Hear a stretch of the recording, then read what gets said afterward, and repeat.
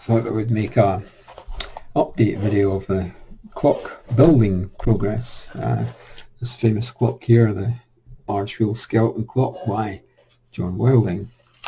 My 15-year project to complete this has been helped along by the COVID virus outbreak, so it's given me a lot more time to use the workshop.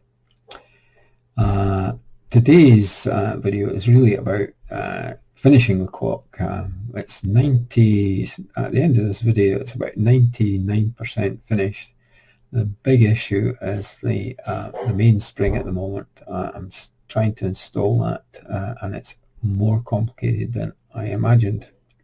Anyway, have a look at what's been done since the last video and please add any comments.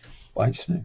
This is the getting towards the end of all the clock gear mounting, and this is called the motion work. This is the bit that turns the hands, the minute hand and the hour hand, and attaches to this bit of the clock.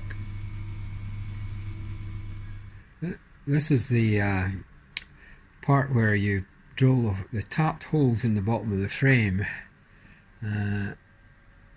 I'm using a cross slide, a 2-axis cross slide, and tapping them 8BA. You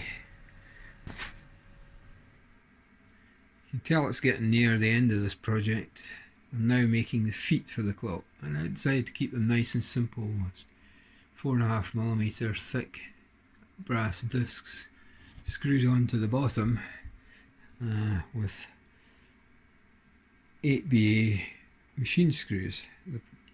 That was quite tricky, drilling and tapping the holes for these.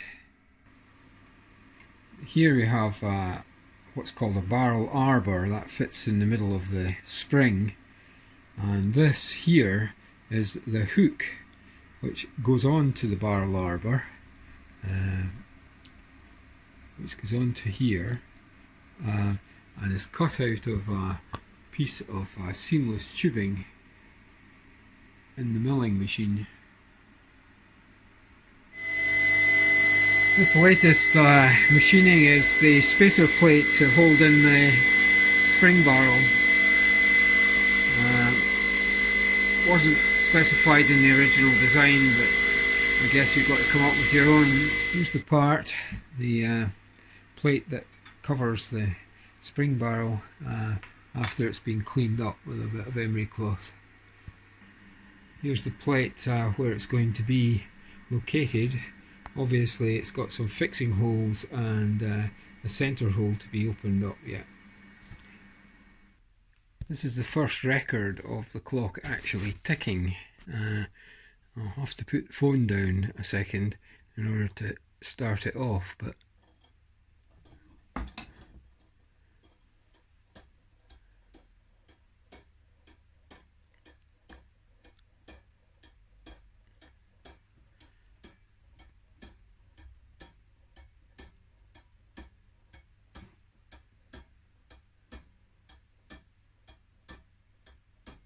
all I'm doing is actually holding the big wheel with my hand.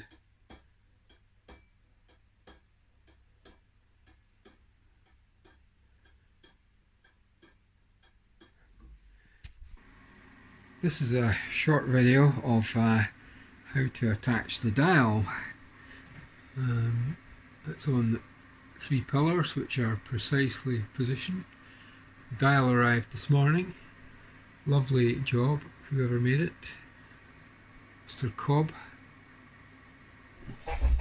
The current problem with the clock is installing the mainspring. You'd think that would be a relatively simple thing to do. It is not. Here is the barrel that takes the mainspring. You potentially just put one inside the other, add an arbor to wind it up, and off you go. Not quite. This thing comes from the manufacturer already tensioned. There's enough energy stored in that spring to take your finger off, or worse. You'd be extremely ill-advised to operate on this spring without safety goggles and some welding gloves, because the potential for horror is just amazing. That means it's got to be done in a rather controlled way, and I've watched numerous YouTube videos on how to do this, and to do it in a controlled manner, you have to have a thing called a spring winder. I've looked at several of these winders, and every time I bid on them on eBay, they disappear rather rapidly and at a higher price than I'm prepared to pay. The following shots are one of these devices on eBay, and shows you how it could be made quite simply. Here's the images I ripped off eBay. It's basically just a U-shaped